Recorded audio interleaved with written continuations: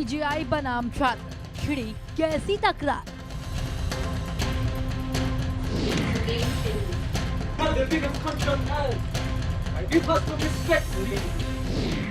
BCI के action पर उठे सवाल बेशुमार।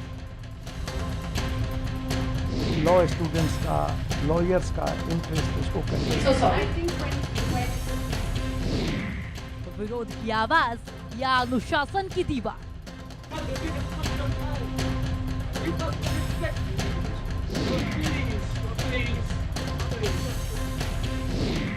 एनरोलमेंट पर रोक, क्या बीसीआई का अधिकार।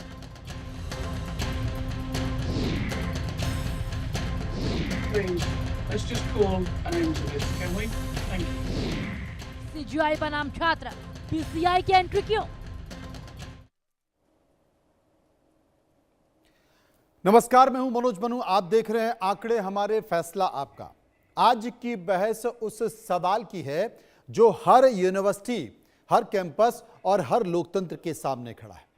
क्या छात्र सिर्फ तालियां बजाने के लिए या सवाल पूछने के लिए भी हैं?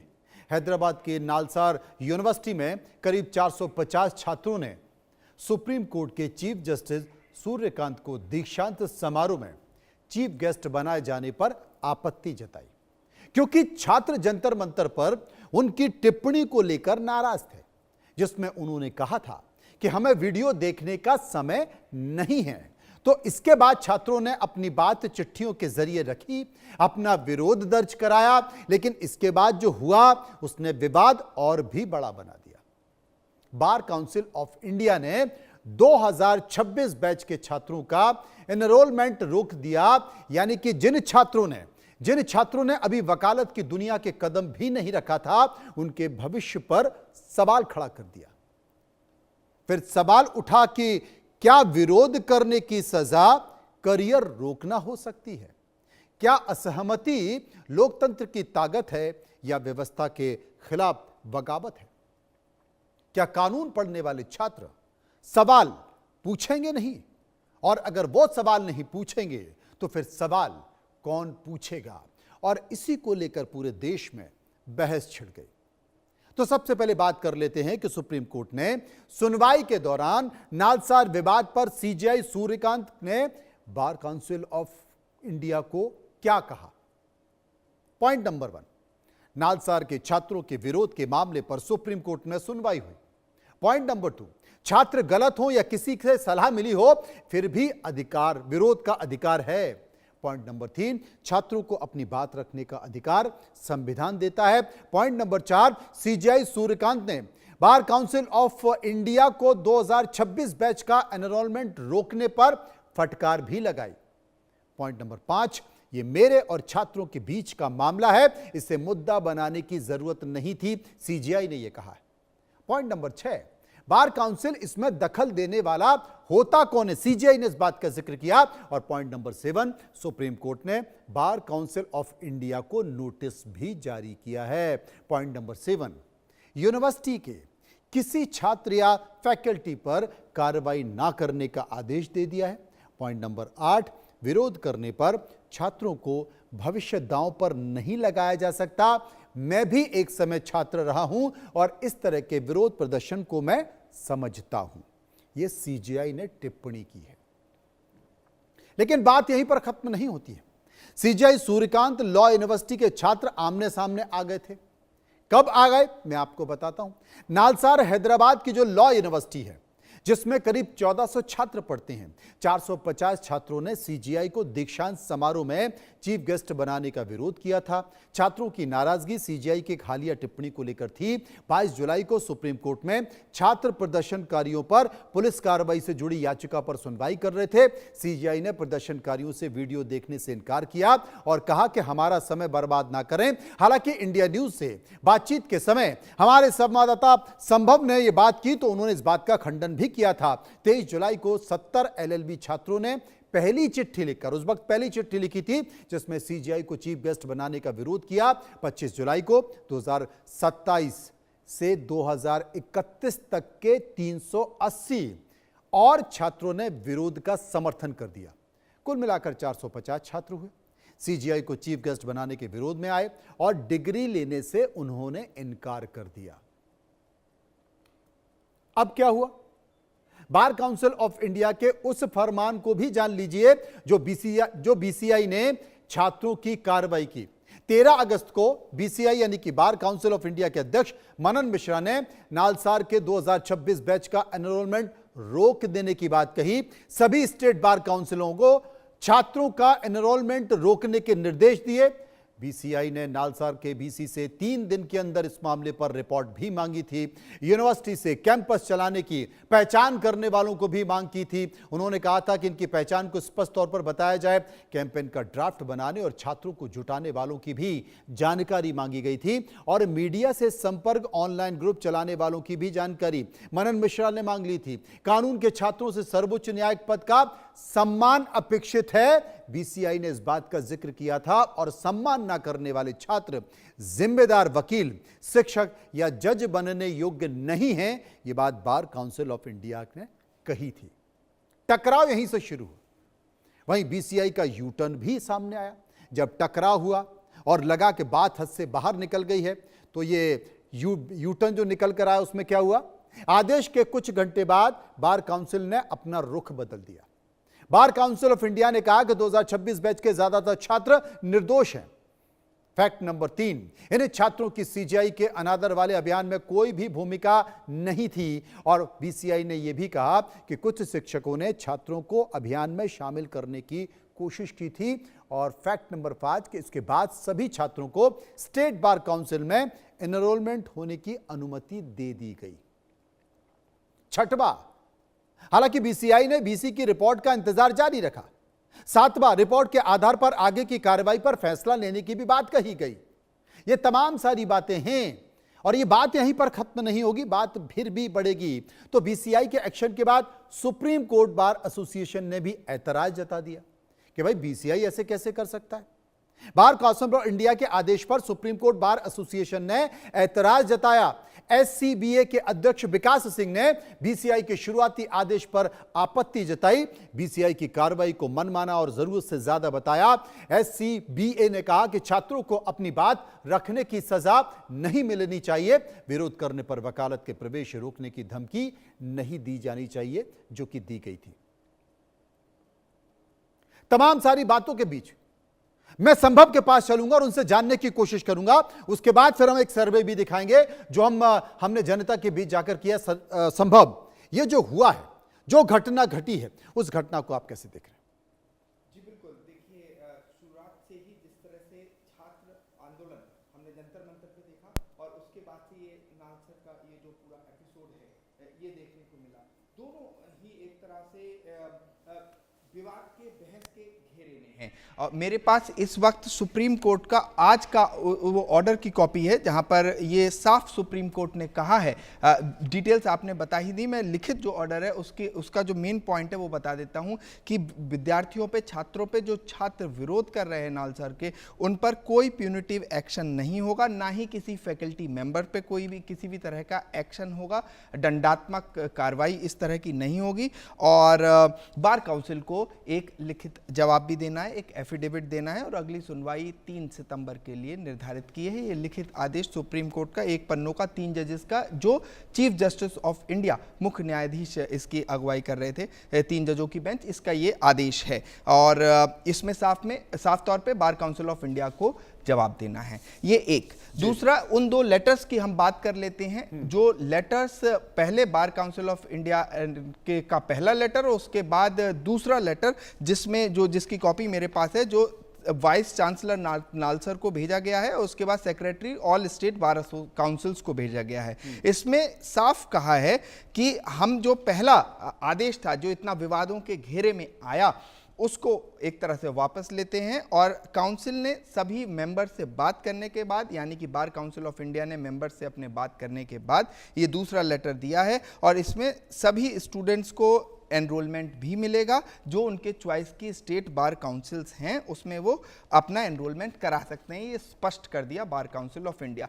मनन मिश्रा ने भी इस पर अपनी टिप्पणी दी है कि किस तरह से जो पहला आदेश है उसे ना पढ़ा जाए, दूसरा आदेश ही फाइनल माना जाए। लेकिन सबसे बड़ी बात तब हो गई जब मुख्य न्यायाधीश के सामने आज सुबह ये मामला मेंशन कर दिया गया और उसके बाद मुख्य न्यायाधीश ने जो कहा, जिस तरह से आप दर्शकों को बता रहे हैं, वो एक तरह से ऐतिहासिक भी है कि देश के न्यायपालिका के सर्वोच्च पद पे बैठे व्यक्ति चीफ जस्टिस मुख्य न्यायाधीश भारत के किस तरह से सीधा स्टूडेंट से संवाद कर रहे हैं। और उन्होंने कहा मेरे और विद्यार्थियों के बीच में बार काउंसिल क्यों आ रहा है, ये पहला सवाल था। और जिस तरह से आपने चूंकि फैक्ट्स पूरी डिटेल्स आप बता चुके हैं दर्शकों को, इसलिए मैं सिर्फ वो पार्ट बता रहा हूं जो ऑपरेटिव पार्ट ऑर्डर है, क्योंकि जो कोर्ट का ऑर्डर है वो लिखित पार्ट मान्य एक तरह से होता है। तो वो लिखित पार्ट में उन्होंने स्पष्ट कर दिया कि विद्यार्थियों पे कोई कार्रवाई नहीं होगी। और इससे पहले ITV नेटवर्क से जब जंतर मंतर का प्रोटेस्ट चल रहा था, उसके बाद एक आरोप लगा था मुख्य न्यायाधीश पे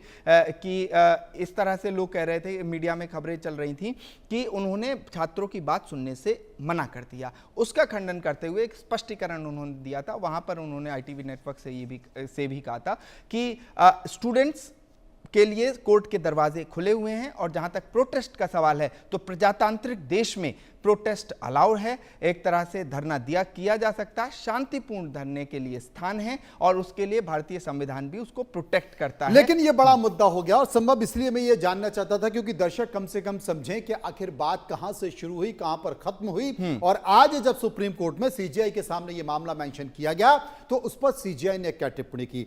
संभव हम इस पूरे मामले को लेकर लोगों के बीच गए, एक सर्वे कराया है, सर्वे कराकर लोगों ने इस पर अपनी राय दी है, प्रतिक्रिया दी है। एक बार हम सवाल लोगों के सामने रखते हैं कि क्या सवाल हमने पूछे, लोगों ने क्या प्रतिक्रिया दी। पहला सवाल जो हमने लोगों से पूछा वो दर्शकों के सामने, BCI यानी कि बार काउंसिल ऑफ इंडिया का नालसार छात्रों के एनरोलमेंट पर रोक लगाने के फैसले को आप कैसे देखते हैं, हमने लोगों से पूछा। 24% लोगों ने कहा पूरी तरह से सही फैसला है, 21% लोगों ने कहा हस्तक्षेप नहीं करना चाहिए था और 53 यानी कि 53% लोगों ने कहा कि बार काउंसिल ऑफ इंडिया ने यह गलत किया है। 2% लोग इस पर कुछ भी कहना नहीं चाहते थे। सर्वे का दूसरा सवाल जो हमने लोगों से कहा, नालसार के छात्रों के विरोध प्रदर्शन को आप किस नजरिए से देखते हैं, जो कि CGI का विरोध उन्होंने किया था। 27% लोगों ने कहा छात्रों का विरोध जायज था। 55% लोगों ने कहा अधिकार के लिए आवाज उठाना सही है। 16% लोगों ने कहा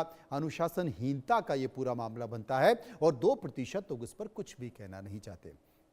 सर्वे का तीसरा सवाल कि क्या छात्रों के विरोध को उनके भविष्य के करियर और वकालत की एनरोलमेंट से जोड़ना सही है। 28% लोगों ने कहा हां कार्रवाई जरूर होनी चाहिए। 23% लोगों ने कहा गंभीर मामलों में ही कार्रवाई होनी चाहिए और 48% लोगों ने कहा नहीं करियर प्रभावित होगा इससे और 1% इस पर कुछ भी कहना नहीं चाहते थे। सर्वे का एक और सवाल, चौथा सवाल जो हमने लोगों से पूछा कि बार काउंसिल ऑफ इंडिया के फैसले के बाद में वापस लिए जाने को आप कैसे देखते हैं। 37% लोगों ने कहा फैसला वापस लेकर एकदम सही किया है। 30% लोगों ने कहा दबाव में फैसला बदला है, ऐसे नहीं बदला है। 27% लोगों ने कहा फैसला देना ही नहीं चाहिए था, दिया ही क्यों गया, और 6% लोग इस पर कुछ भी कहना नहीं चाहते थे। सर्वे का आखिरी सवाल, पांचवा सवाल जो हमने लोगों से पूछा कि क्या बार काउंसिल ऑफ इंडिया को छात्र और CGI के बीच इस मुद्दे पर हस्तक्षेप करना चाहिए था क्या, तो 27% लोगों ने कहा हस्तक्षेप नहीं करना चाहिए था। 23% लोगों ने कहा CGI का अपना सम्मान है।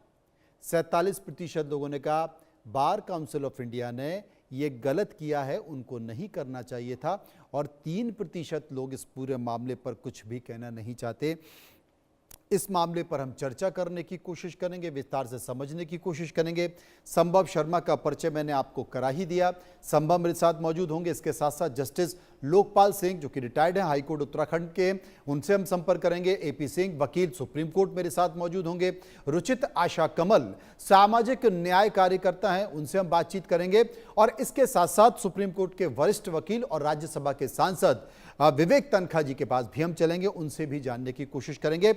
तमाम सारी बातों के बीच संभव एक छोटी सी प्रतिक्रिया अब इस मामले को लेकर समझते हैं। ये जो मामला जो भी हुआ सीजीआई के बीच, छात्रों के बीच, उसके बाद बार काउंसिल ऑफ इंडिया आ गया, उसके बाद फिर सुप्रीम कोर्ट बार काउंसिल आ गया, इस पूरे मामले को आप देख कैसे रहे? जी बिल्कुल, देखिए मुख्य न्यायाधीश ने जिस बात को स्पष्ट कर दिया है कि मामला छात्रों और मुख्य न्यायाधीश के बीच में है, इसमें किसी भी और बॉडी का सीधा कोई इन्वॉल्वमेंट नहीं है। और चाहे मीडिया के जरिए सीजीआई ने अपनी बात रखी हो, चाहे कोर्ट नंबर 1 से जहां वो बैठते हैं वहां से उन्होंने बात रखी हो, वो छात्रों से एक तरह से दो उन्होंने महत्वपूर्ण अपील की है। पहला कि अगर आपको विरोध करना है तो आपका ये अधिकार है, और इस बार जो विरोध था वो किसी शिक्षा मंत्री का विरोध नहीं, मुख्य न्यायाधीश का स्वयं एक तरह से विरोध हो रहा था। और एक तरह से संवैधानिक पद पे बैठे हुए व्यक्ति जो मास्टर ऑफ द रोस्टर हैं मुख्य सुप्रीम कोर्ट के, उनका विरोध हो रहा था, और उसको भी एक तरह से अलाउ किया। इतिहास में कभी क्या इस तरह की कोई घटना घटी है कि सीजीआई का इस तरीके से विरोध छात्रों ने कर दिया हो, या इतना विरोध कि साहब डिग्री लेने से इनकार कर दिया हो? कभी आपने सुना है, देखा? देखिए, मैं लगभग 7-8-10 सालों में इस तरह की चीजें देखने को नहीं मिली हैं। पहले मुझे भी पत्रकारिता के करीब 30 साल होने जा रहे हैं, मैंने भी कभी ना सुना ना देखा ऐसा। हाँ, लेकिन महत्वपूर्ण ये है, ये जब हम अपने गेस्ट के पास जाएंगे जो कि स्वयं जुडिशरी में रहे हैं, खासकर पूर्व जज और जो सुप्रीम कोर्ट में प्रैक्टिसिंग लॉयर्स हैं, वो इस पे बेहतर बता पाएंगे कि इस तरह की परिस्थितियां अगर देश में बनती हैं तो उसका एक तरह से प्रजातांत्रिक सोल्यूशन क्या है, उसका ये बड़ा सवाल है, बड़ा संवैधानिक संकट भी इसे कह सकते हैं कि भाई ऐसी परिस्थिति में क्या हो सकता है जब जुडिशरी के सर्वोच्च पद पर बैठे व्यक्ति का छात्र अगर इस तरीके से विरोध कर रहे हैं तो इसे कैसे समझे। इस बीच मेरे साथ विवेक तनखा साहब मौजूद है, मैं उनके पास चलता हूं। Vivek ji, BCI bar council of India द्वारा नालसार यूनिवर्सिटी ऑफ लॉ के इन छात्रों के एनरोलमेंट पर रोक लगाने के मुद्दे को आप कैसे देख रहे हैं? ये यंगस्टर्स का रिएक्शन है जी, और मैं इस वक्त सराहना करता हूं चीफ जस्टिस ऑफ इंडिया की। सूर्यकांत जी ने जिस खूबसूरती के साथ आज उस इशू को डिफ्लेक्ट किया और एक प्रकार से ख़त्म किया by saying bar council of India को कोई ज़रूरत नहीं थी इसमें घुसने की, it is not their jurisdiction also, और जिसको लेके पब्लिक में बहुत बड़ा आउटक्राई था कल। और अगर वो रिट्रीट नहीं करते और रिकॉल नहीं करते 2 घंटे के अंदर तो शायद पूरे देश में उसका बहुत सीवियर रिएक्शन होता। बट सबसे बड़ी बात है कि चीफ जस्टिस ऑफ इंडिया ने उसको बड़े खूबसूरती के साथ आज कोर्ट में डील किया और कहा this is a matter between me and the students. This shows his affection for the students. मतलब उन्होंने स्टूडेंट्स की उस बात को बुरा नहीं माना। स्टूडेंट्स कई बार बहुत से इश्यूज़ को उठा देते हैं, but they are young and impressionable, और जब वो मैच्योरिटी के साथ जो हायर एशेलन के लोग उसको डील करते हैं तो वो चीज़ को बहुत खूबसूरती के साथ खत्म भी किया। आपने सही कहा, और इससे एक सीख और मिलती है कि अगर समय पर चीजों को संभाल लिया जाए तो ये अपने आप में एक बहुत महत्वपूर्ण होती है। दूसरा सवाल कि कानून के छात्र भविष्य में वकील भी बनेंगे, ऐसे में सीजीआई के विरोध के इस अभियान को आप कितना उचित मानते हैं? देखिए, ना मैं इस पे किसी तरह से कमेंट करना चाहूँगा। एक यंग माइंड्स का रिएक्शन था, और जिस खूबसूरती के साथ चीफ जस्टिस ऑफ इंडिया ने उसको डील किया, मेरे को लगता है this was the best way to do it. शायद जंतर मंतर में भी अगर हमारी सरकार पहले दिन या दूसरे दिन ये ऐसा इनिशिएटिव ले लेती तो जो 20 दिन बाद या 30 दिन बाद हमने जो दृश्य देखे थे लाठी चार्ज के और पुलिस रिएक्शन के या ब्रुटैलिटी के, वो कुछ नहीं होता। तो this is an example set by the chief justice of India how to deal with young people who are of impressionable age. देखिए, बिल्कुल। ये एक सवाल और यहाँ पर पूछना चाहूँ, क्या इससे कुछ सकारात्मक परिणाम भी निकल सकते हैं जैसे कि दिखाई दे रहे हैं? नहीं, सकारात्मक परिणाम ये रहेगा कि चीफ जस्टिस ऑफ इंडिया ने एक प्रकार से मैसेज दिया है कि जब यंग माइंड्स, इम्प्रेशनेबल माइंड्स कुछ कहते हैं, उसको लेके इतना स्टिफ एटीट्यूड मत बनाओ। आप लोग बड़े उम्र के लोग हो, मैच्योर्ड लोग हो, आपने दुनिया उनसे ज़्यादा देखी है, तो उन बच्चों को समझाओ और अपने साथ लेके चलो, क्योंकि वो बच्चे कोई आपके दुश्मन थोड़ी हैं। वो तो बच्चे एक रिएक्शन दे रहे हैं, उस रिएक्शन को लेके इतना बुरा नहीं मानना चाहिए कि और बच्चों का भविष्य बिल्कुल खराब। ठीक। और इस पूरे विवाद का जो कानून के पेशे और जो स्टूडेंट हैं उनकी सोच और न्यायपालिका के प्रति जो सम्मान है, क्या उस पर इसका असर पड़ेगा? ओपिनियन में कोई इसमें इसका कोई ऐसा कोई इफेक्ट नहीं रहेगा। ये एक मोमेंटरी एक्शन था। In fact bar council of India को ये सब स्टेप्स लेने की कोई ज़रूरत नहीं थी। कल की जो चीज़ उन्होंने की वो अनवांटेड थी and in the words of chief justice unnecessary थी। और you should let some things die their own death. ये बड़ी बात है कि बार काउंसिल ऑफ इंडिया को इस सब की ज़रूरत नहीं थी, लेकिन उन्होंने इस पर ले लिया और शायद दो बॉडी आमने सामने आ गई। सुप्रीम कोर्ट बार एसोसिएशन ने इसका विरोध कर दिया, हालांकि दबाव इतना ज़्यादा था कि वापस ले लिया और आज रही कहीं कसर भी पूरी हो गई। बहुत बेहतर तरीके से सीजीआई ने, संभव बेहतर तरीके से यहाँ पर तारीफ करनी चाहिए कि जो जंतर मंतर पर विरोध प्रदर्शन हुआ, अगर सरकार भी तय समय पर इसका निर्णय ले लेती, संज्ञान ले लेती, तो शायद देश भर में छात्रों का यह आंदोलन नहीं होता। लेकिन यहां पर तारीफ करनी पड़ेगी जी, बिल्कुल। यहां पर तारीफ करनी पड़ेगी सीजीआई की कि सही समय पर उन्होंने फैसला किया। तो मुझे लगता है कि शायद एक बड़ी घटना घटने से बच गई। जी बिल्कुल। और देखिए ना, जिस तरह से विवेक तनखा जी बात को कह रहे थे, देश जब मुख्य न्यायाधीश इस तरह का मैसेज सुप्रीम कोर्ट के कोर्ट नंबर 1 से देते हैं, तो वो मैसेज एक इतिहास इसलिए बनाएगा कि भविष्य में अगर जुडिशरी का भी विरोध हो रहा है, तो अगर वो प्रजातांत्रिक तरीके से विरोध है, डेमोक्रेटिक वे है और कानून का पालन किया गया है, तो उनको जो विरोध करता है, जो विरोध कर रहे हैं, उसको एक तरह से उनको सुनना होगा, उनको जानना होगा, समझना होगा। मुख्य न्यायाधीश इस बात को पहले भी कह चुके हैं कि स्टूडेंट्स हैं या कोई भी है जो विरोध कर रहा है, तरीका उसका यह है कि उनकी बात समझें, संवेदनशीलता के साथ उसे डील करें।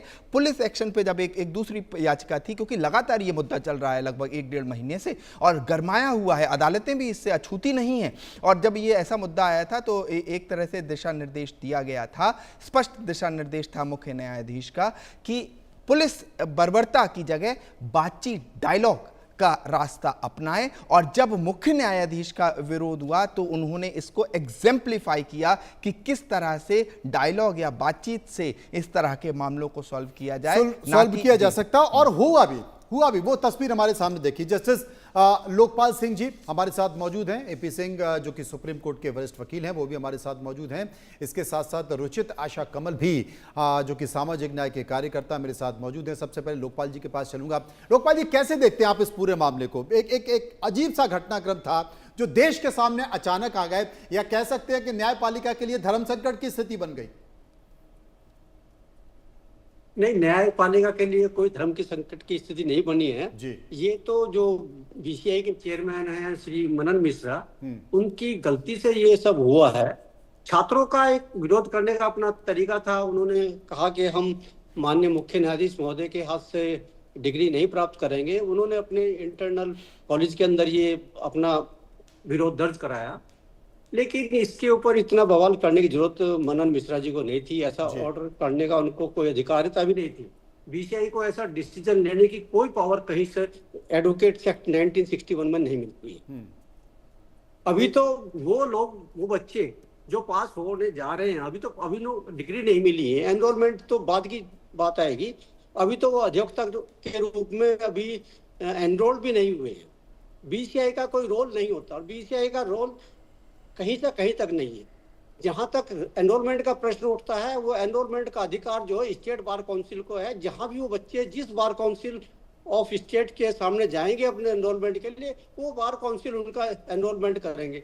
बार काउंसिल के एनरोलमेंट के लिए एक डिग्री की, लॉ की डिग्री की जरूरत होती है, और एक इस बात का एफिडेविट चाहता है कि क्या उसके खिलाफ कोई आपराधिक, किसी बच्चे के खिलाफ कोई आपराधिक मुकदमा तो नहीं चल रहा है। ऐसा इन बच्चों के खिलाफ कुछ नहीं है।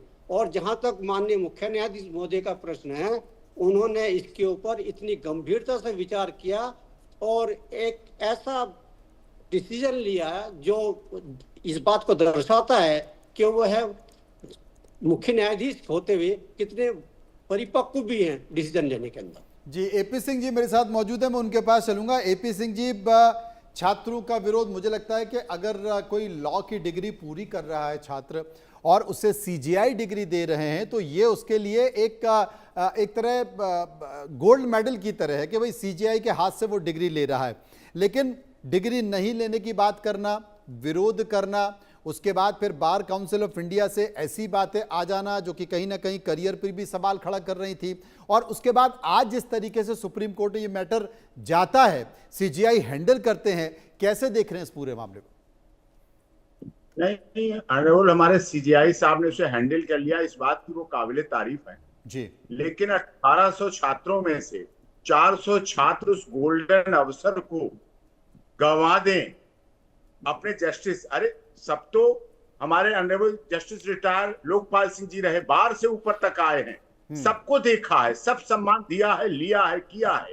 और बार और बेंच न्याय रूपी रथ के दो पहिए हैं, इसे कोई नहीं मना कर सकता। हम मिलके चलेंगे तभी हो सकता है। ये असम्मानजनक तरीका था, असंसदीय था, गैर कानूनी है नहीं है वो एक अलग बात, लेकिन इंटर्न छात्र जो ला का छात्र है और अपने सर्वोच्च सुप्रीम जिसे कहा जाता है, सुप्रीम के हाथों डिग्री ना लेने की बात करना, ये उस ग्रुपिज्म का है जो हैदराबाद में पनप रही है, हैदराबाद में चल रही है, हैदराबाद में बढ़ रही है इन शिक्षकों के द्वारा, और इनके इसकी जांच होनी चाहिए थी। बीसीआई का इसमें कोई गलत कदम नहीं था। मैं बीसीआई हमारी माँ है, बार काउंसिल ऑफ इंडिया हमारी माँ है, bar association, bar council of state bar council में रजिस्टर्ड करती है, हमें बटन लगाना सिखाती है यहाँ का कि कैसे पेश होंगे, कैसे आस्तीन के लौटे हुए बटन, नहीं तो कोई भी टी शर्ट पहन के व्हाइट और किसी तरह से चप्पल पहन के खड़ा हो जाएगा, माइल आर्ट छोड़िए, सीधे बात करेगा। जैसे आपने पिछले दिनों सुप्रीम कोर्ट में देखा कि इंटर्न आदेश दे रहा था, ट्रिपल बेंच को आदेश दे रहा था, लिखिए मेरा ऑर्डर, लिखिए। वो कितनी बेइज्जती की बात थी, जलील हो गए थे देश के वकील उस घटना को देखकर।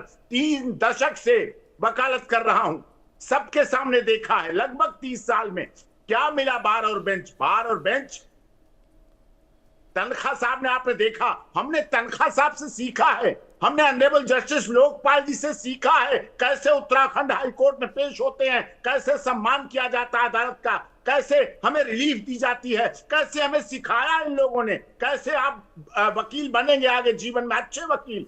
हर जज बनाना चाहता है कि उसके यहाँ पेश होने वाला वकील अच्छा, बड़ा, प्रसिद्ध वकील बने, प्रयास करता है, सिखाता है हमें, माँ बाप की तरह होते हैं। हमारी बार और बेंच मिलके चलते हैं दोनों, और इस तरह से ग्रुपिज्म का सहारा वो लिया गया। हैदराबाद में ऐसा क्यों हुआ? उससे पहले आपने देखा पिछले सीजीआई साहब क्या हुआ, किस तरह की घटनाएं हुई, हम उन्हें कहने में शर्म लगते हैं। अभी जब सीजीआई साहब नहीं थे, उनके सामने क्या, उनके अब्सेंस में क्या हुआ, कैसे कागज फेंके गए। माय लॉर्ड कहना हमारी बार सिखाती है, हमारी बार एसोसिएशन डिस्ट्रिक्ट की सिखाती है। जब हमारे किसी वकील को किसी ऑनरेबल कोर्ट से परेशानी होती है, हमारी बार एसोसिएशन जाती है, बार काउंसिल जाती है, स्टेट बार काउंसिल जाती है, हाथ जोड़ती है जाके कि जज साहब इससे गलती हुई, या आप कुछ नरम बनिए, सरल बनिए, तरल बनिए। वो मामले निपटते हैं, हम लोग मिलके चलने वाले हैं। बिल्कुल आपने सही कहा। दलितों, शोषितों, पीड़ितों, मजदूरों, मजलूमों को न्याय दिलाने की बात करते हैं। Access to justice for all हमारी जिम्मेदारी है। मैं समझ गया और जस्टिस लोकपाल सिंह जी से मैं इसी धर्म संकट की बात कर रहा था। रचित जी मेरे साथ मौजूद हैं। रचित, क्या कहेंगे आप? जी, पहली बात तो I am a law student from Hyderabad and I have been in touch with the students who are studying at Nalsar, and we have many people in contact from Nalsar, and there have been Nalsar एक ऐसा prestigious university है जिन्होंने बहुत सारे important law makers को, बहुत सारे important people को इस देश को दिया है। और सबसे पहली चीज, आज जो नलसर में पढ़ रहे छात्र जो काम किया है उन्होंने, वो कॉन्स्टिट्यूशनल प्रिंसिपल्स जो कॉन्स्टिट्यूशन सिखाती है डिसेंट के बारे में, जो कॉन्स्टिट्यूशन सिखाती है डिसएग्रीमेंट के बारे में, उसी प्रिंसिपल को रिफ्लेक्ट कर रहा है आज नलसर स्टूडेंट्स की एक्ट ने। पहली चीज, नलसर स्टूडेंट्स ने जो रिप्रेजेंटेशन दिया है उसका कोई भी लीगल मैंडेट नहीं होता है। It is a representation which is given independently by the students that they disagree with the decision that is taken by the VC and that is taken by the authority that is responsible. उसमें कोई legal mandate बनता है क्या? उसके वजह से actually में CJIG का आना रोकता है क्या? तो वो चीज को पहले ध्यान रखना है। और दूसरी चीज, BCI की एफर्ट, यहाँ पे BCI की जो स्टेटमेंट्स है कि कुछ आउटसाइड एलिमेंट्स ने इन्फ्लुएंस किया है, जो स्टूडेंट्स ने लेटर लिखा है, नलसर जैसे प्रेस्टिजियस यूनिवर्सिटी में परीक्षा लिखकर अपनी खुद की मेहनत से एडमिशन पाया है, उन लोगों को उन्होंने डिवाइड और रूल करने की कोशिश किया है। उन्होंने बोला कि बाहर के लोगों ने इन्फ्लुएंस किया है हमारी देश के सबसे प्रेस्टिजियस लॉ यूनिवर्सिटी के लोगों को। उन्होंने बोला है कि उनके अंदर कॉन्शियसनेस नहीं है। ये क्या बात हुई है? और सबसे पहली चीज, BCI कुछ भी डिसाइड नहीं कर सकती है। BCI चलती है एडवोकेट एक्ट के ऊपर, और वो एडवोकेट एक्ट एनेबल करती है क्या किसी को ब्लैंकेट लॉ लगाकर, किसी को ब्लैंकेट एक्ट लगाकर किसी छात्र को, किसी लॉ ग्रेजुएट को रोकने के लिए, बार काउंसिल में एडमिशन लेने के लिए कोई रोकता है क्या? तो ये जो decision bar council of India के जो अधिनेता है, उन्होंने जो बयान दिया था, उन्होंने जो ऑर्डर निकाला था, वो completely against the legal framework है, एडवोकेट एक्ट्स के खिलाफ है वो। AP सिंह जी, आपकी बातों का साफ तौर पर खंडन कर रहे हैं रचित? मैं जवाब दे रहा हूं, कोई अपने पिता को, माता पिता को घर में आने से रोकेगा? नैतिक शिक्षा क्या होती है? What is the moral education? क्या मोरल एजुकेशन वकीलों से ऊपर है? क्या मोरल एजुकेशन में हमने 12th तक, 10th तक, 6th तक नहीं पढ़ा?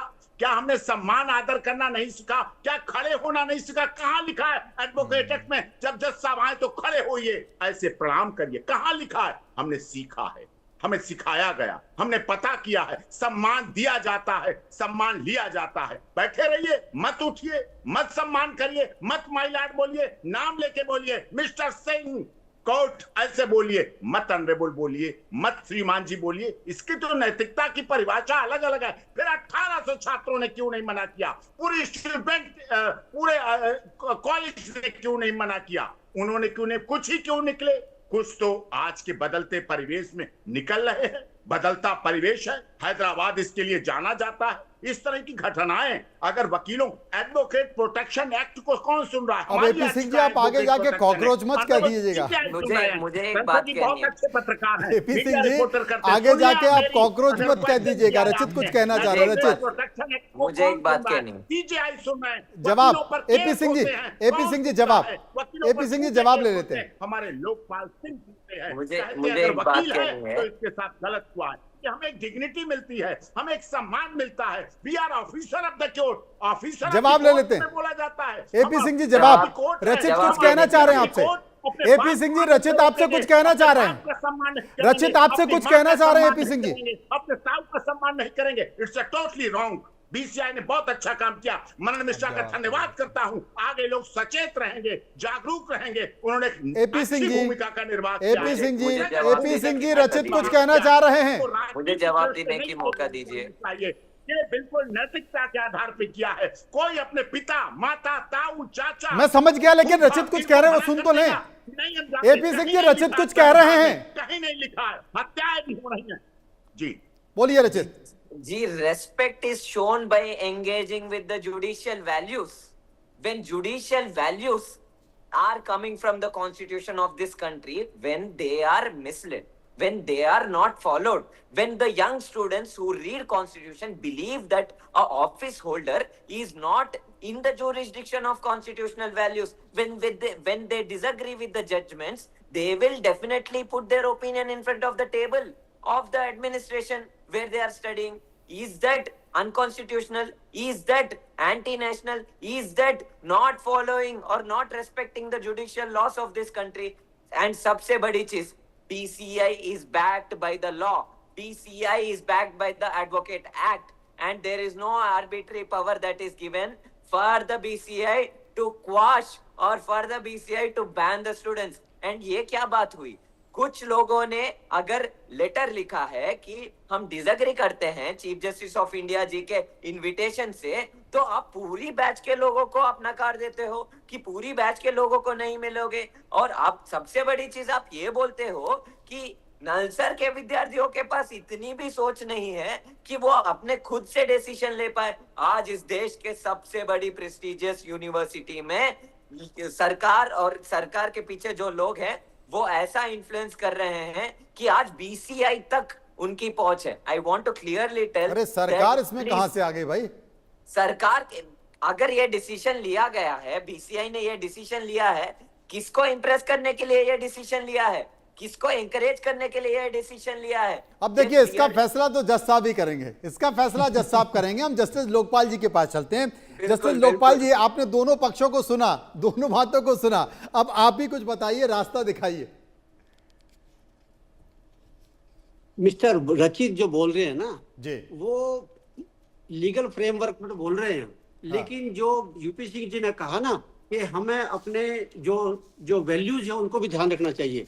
अभी मिस्टर रचित, आप उन बच्चों को जरूर डिफेंड कर रहे हैं और मैं उनके विरोध में कुछ नहीं बोल रहा हूँ।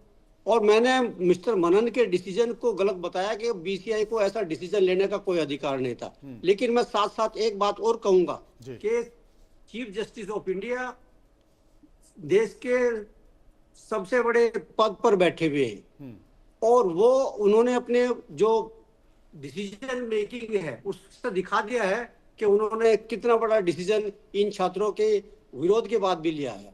और उन छात्रों को इस बात का जरूर और उनके पेरेंट्स को जरूर इस बात का ध्यान रखना चाहिए कि क्या इस तरह के विरोध करना उनकी मानसिकता है या केवल वो दिखावा है या वो वास्तव में एक डेमोक्रेटिक वे में इसको करना चाहते हैं। मैं एक बात कहूंगा कि अगर आप लॉ का जो प्रोफेशन है वो ऐसा प्रोफेशन नहीं है कि उसके अंदर जो मर्जी आए वैसा करें। लॉ का प्रोफेशन बहुत ही मर्यादित प्रोफेशन है और इसके मर्यादित प्रोफेशन को ज्वाइन करने से पहले उसकी सारे नॉर्म्स को ध्यान रखना चाहिए। और अगर आप अच्छे वकील बनना चाहते हैं, अच्छे नागरिक बनना चाहते हैं, तो अपने बड़ों का आदर करना तो सीखना ही चाहिए। मैं यही कहूंगा रचित जी से भी, और कि आप उन बच्चों को बिल्कुल प्रोटेक्ट करिए। मैं ही प्रोटेक्ट करता हूं उन बच्चों को, लेकिन उस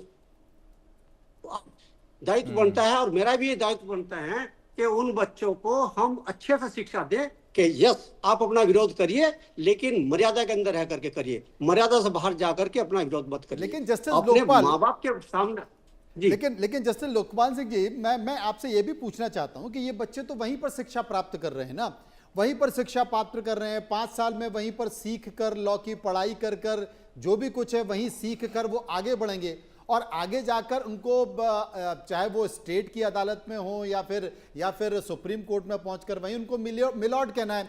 लेकिन आपके जहन में मैं आपसे पूछना चाहता हूं कि क्या इसके पहले 1 दशक में, 2 दशक में, 3 दशक में, 4 दशक में, 5 दशक में ऐसा उदाहरण आपने कभी सुना है कि जो छात्र लॉ की पढ़ाई कर रहे हैं, कानून की पढ़ाई कर रहे हैं, वो कानून के सर्वोच्च पद पर बैठे व्यक्ति का इस तरह से खंडन कर देंगे, इस तरह से अनादर कर देंगे?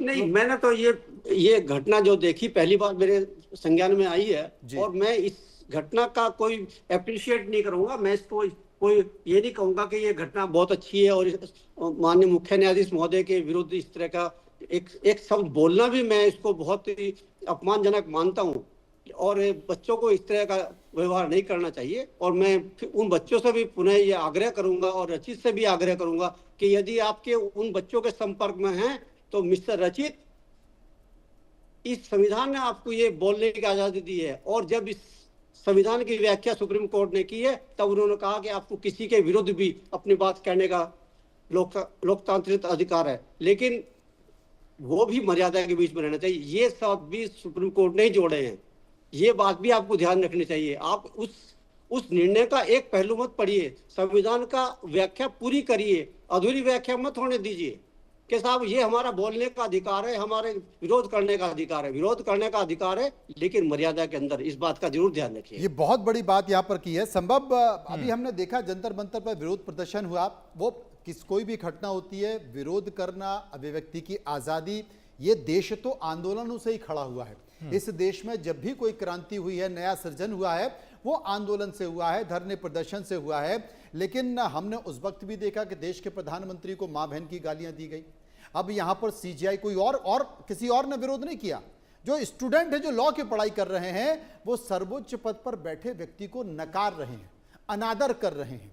ये क्या आगे जाके परिपाटी नहीं बन जाएगी? कल को कोई राष्ट्रपति का ऐसे ही विरोध कर देगा? देखिए मनोज जी, यहाँ पर जिस तरह से जस्टिस लोकपाल सिंह कह रहे हैं और एपी सिंह जी भी इस बात को कह रहे हैं, पॉइंट यहाँ पर ये है महत्वपूर्ण कि चलिए आज आपने विरोध किया, विरोध, और सीजीआई ने उस बात को, उसको एक तरह से नोटिस किया, उसको और एक कहा कि उनके पास अधिकार है, वो विरोध कर सकते हैं और ये विद्यार्थियों और सीजीआई के बीच का मामला है।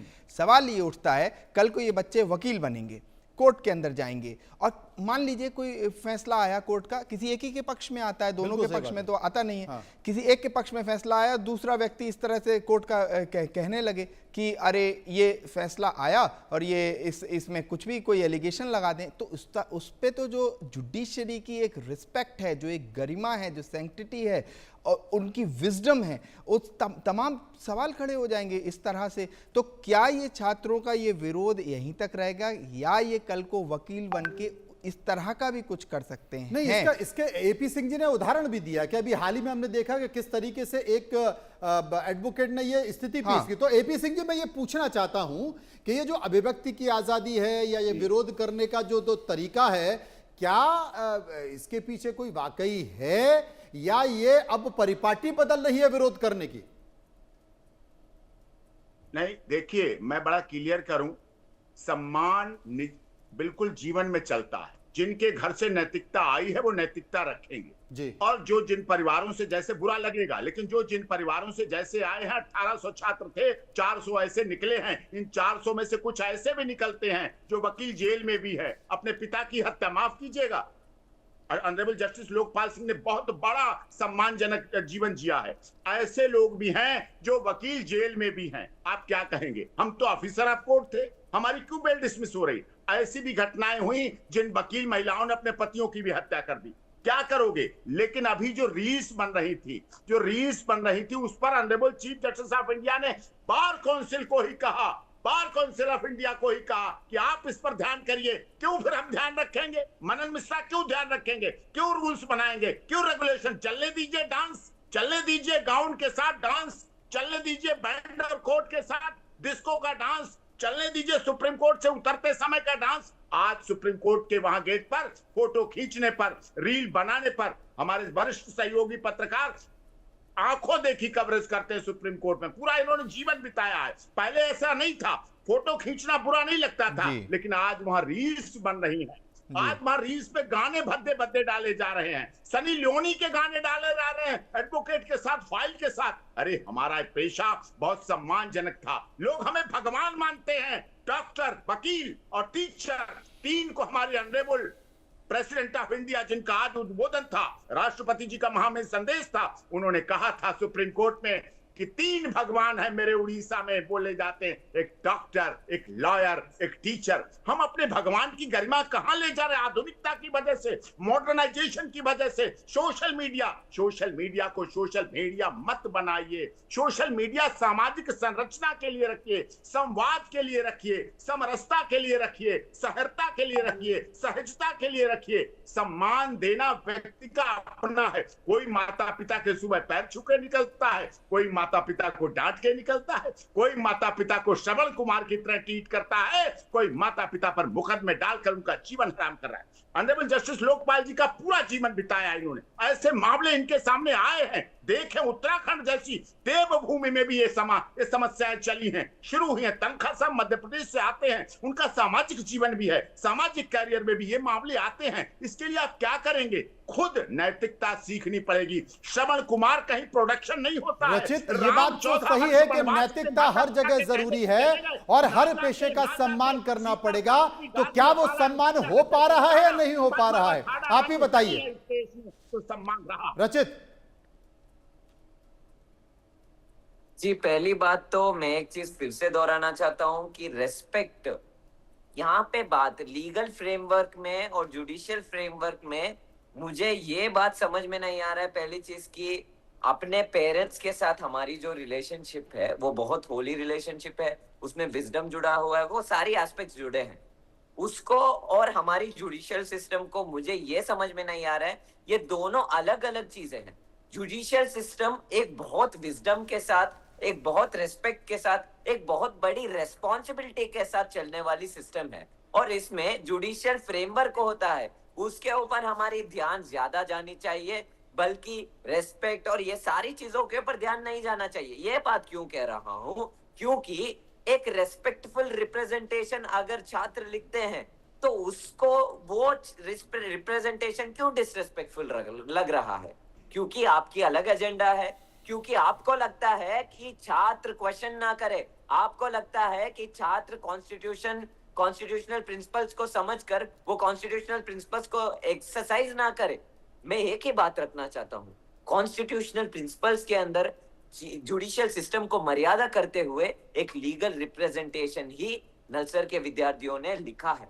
तो ये बात आप प्लीज समझिए कि ये हमने नलसर के विद्यार्थियों ने कहीं पे भी जुडिशियल सिस्टम को ठेस पहुंचाने की या फिर उसको नकारने की कोशिश नहीं किया है। अपनी राइट को, अपनी डिसएग्रीमेंट को बहुत रेस्पेक्टफुली अपने बीसी को सबमिट किया है। रिजल्ट क्या आएगा उसके साथ नहीं है, अपना ओपिनियन रखना, रेस्पेक्टफुली अपना ओपिनियन रखना, वही उनका ओपिनियन था। उसके अलावा उनकी कोई और सोच नहीं थी। इसको आप प्लीज कंपेयर मत कीजिए। समझना बड़ा मुश्किल है इस पीढ़ी को, इस पीढ़ी को समझना बड़ा मुश्किल है।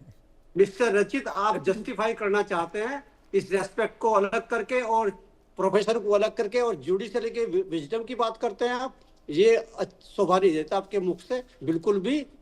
मैं एक ही बात कहना चाहूंगा कि बच्चों को आप अच्छी चीजें सिखाइए, बड़ों को रेस्पेक्ट करना सिखाइए। देखिएगा आप रेस्पेक्ट को अलग कर देंगे और हम बिल्कुल रेस्पेक्ट करते हैं, हम आपको रेस्पेक्ट करते हैं। मिस्टर रचित, मैं बोलना नहीं है आपके बीच में, आप जितना आप बोलना चाहे बोलें, अगर नहीं बोलना देना चाहते कोई बात नहीं, मैं नहीं बोलूंगा। लेकिन आपको फिर भी कहूंगा कि अभी आप जवान हैं, नवयुवक हैं, अभी प्रोफेसर में मुझे नहीं मालूम आप क्या करते हैं, लेकिन जब समाज के अंदर आएंगे, चाहे एक वकील के रूप में आए, चाहे लॉ फर्म चलाए, कल कहीं जज जाकर के बने, तब आपको ये जरूर एहसास होगा और आपको मानना पड़ेगा कि जो सभ्यता है और जो सामाजिकता है और जो बड़ों का आदर है वो विशेष महत्व रखता है। और अगर आप किसी भी फील्ड में आगे बढ़ना चाहते हैं और सक्सेस होना चाहते हैं तो आपको ये बता दूं, योग्यता होना अलग बात है, योग्यता के साथ साथ आपकी जो सादगी है और जो आपके संस्कार हैं वो भी होना बहुत जरूरी है। तभी एक पूरे सामंजस्य के साथ जो है आपकी सफलता मिलती है। देखिए, तमाम सारी बातों के बीच समाज के बहुत सारे नियम कायदे कानून हैं। जी प्लीज हाँ, संक्षेप में एपी सिंह जी। हमारे पास से हजारों लॉयर बने हैं। इंटर्न सर्टिफिकेट जो कॉलेज, इनका कॉलेज नालसार के कॉलेज में हमारे सर्टिफिकेट लगे, साल में 2 बार इंटर्नशिप करने आते हैं छात्र छात्राएं। अगर मैं सर्टिफिकेट ना दूं, ना उनकी तारीफ में कसीदे लिखूं, तो कौन उन्हें रखेगा आगे? कह देंगे गलत है। वो नैतिकता दिखाते हैं, सम्मान करते हैं, समय से पहले ऑफिस पहुंचते हैं, काम को पूरा करते हैं, डिग्निटी के साथ करते हैं, रिस्पेक्ट के साथ। हम उनके तारीफ के कसीदे लिखकर सर्टिफिकेट देते हैं जो सभी यूनिवर्सिटी में माने जाते हैं। फिर वो वकील बनते हैं, माननीय न्यायाधीश बनते हैं और माननीय पब्लिक प्रोसिक्यूटर, लंडन प्रोसिक्यूटर बनते हैं। ये प्रोफेशन ऐसा है जहां ऑनरेबल जस्टिस बोला जाता है, जहां लर्नड एडवोकेट बोला जाता है, कभी लर्नड डॉक्टर नहीं बोला जाता, चाहे वो एम्स का डायरेक्टर हो, कभी लर्नड फिजिशियन नहीं बोला जाता, कभी लर्नड नेता नहीं बोला जाता, चाहे 4 बार नहीं 5 बार प्रधानमंत्री रह ले। ये सम्मान के पद अलग से रखे गए। हमें माननीय जस्टिस विद्वान लिखते हैं, अगर स्टेनो छोड़ दे विद्वान छोड़ना, कहते नहीं विद्वान लिखिए। डिसमिस होना है, लाभ होना अलग चीज, हमें विद्वान क्यों कहा गया? हमें विद्वता क्या है? क्या हम अपने चीफ जस्टिस के सम्मान जो देने आ रहे हैं उसको ठुकरा सकते हैं, मना कर सकते हैं? फिर तो किस तरह की बात होगी, किस तरह हमारा लीगल भविष्य होगा? क्यों हम इस तरफ जा रहे हैं? क्या ये सच नहीं है? रची जी बताइए, आपने भी अगर वकालत में करने जा रहे हो तो सर्टिफिकेट लिया होगा किसी एडवोकेट का, किसी के पास गए होंगे आप और उसने अपने लेटर पैड पे साइन करके लिखा होगा इस तारीख से इस तारीख तक हमारे यहाँ इंटर्नशिप की है। इसने लीगल वर्क किया, कॉन्स्टिट्यूशनल वर्क किया, सिविल वर्क किया, मैट्रिमोनियल वर्क किया, लेबर वर्क किया, टैक्सेशन पे किया है। मोरल कैरेक्टर मांगा जाता है। मोरल बिल्कुल आपने सही कहा, बिल्कुल आपने सही कहा। और जैसा कि संभव बता रहे थे कि भाई जज साहब के सामने जाते हैं तो 2 पक्ष के 2 वकील होते हैं और फैसला किसी एक के पक्ष में आता है तो क्या दूसरा पक्ष का वकील सारी फाइलों को फाड़कर फेंक देगा, असहमति जताएगा, या जो फैसला आएगा उसे स्वीकार कर लेगा? 2 उदाहरण मेरे सामने हैं, 2 उदाहरण जो कि पौराणिक कथाओं से भी संबंधित है। मुझे लगता है वो समाज की मर्यादा है तो चर्चा करना जरूरी है। भगवान राम को उनकी सौतेली मां ने कहा कि 14 वर्ष का वनवास चाहिए मुझे, तो उन्होंने पलटकर पूछा नहीं कि क्यों चाहिए, वो समाज की मर्यादा थी, वो चले गए। एकलव्य से अंगूठा मांग लिया, ये जानते हुए कि कम से कम वो उस तीर को नहीं चला पाएगा, तो उसने वो अंगूठा दे दिया। तमाम सारी चीजों के बीच उस बात को समझिए, समाज की मर्यादा है, रिश्तों की मर्यादा है, व्यक्ति की मर्यादा है, पद की मर्यादा है। ठीक है, जेनजी है, युवा है, लेकिन कम से कम मर्यादा की जो एक परिभाषा है उसको बनाए रखना चाहिए, क्योंकि समाज इसी पर चलता है, लोकतंत्र इसी पर चलता है, देश भी इसी पर चलता है। सहमति, असहमति, अभिव्यक्ति की आज़ादी वो चलती रहती है, लेकिन मर्यादा सर्वोत्तम है और उसका ख्याल ज़रूर रखा जाना चाहिए। हर जगह का, हर व्यक्ति का और हर संस्था का इसे बात को कभी नहीं भूलना चाहिए। और जीवन रील नहीं है, जीवन रियल है, इस बात को भी गंभीरता से समझना होगा। सभी का मैं शुक्रिया करना चाहता हूं जो मेरे साथ इस चर्चा में मौजूद थे, चर्चा कर रहे थे। बहुत महत्वपूर्ण विषय था, देश इस मामले को गंभीरता से समझना चाहता है, इसलिए आज हमने इस पर चर्चा की। फिलहाल इतना ही, बाकी खबरों के लिए चलते रहिए इंडिया न्यूज़ के साथ।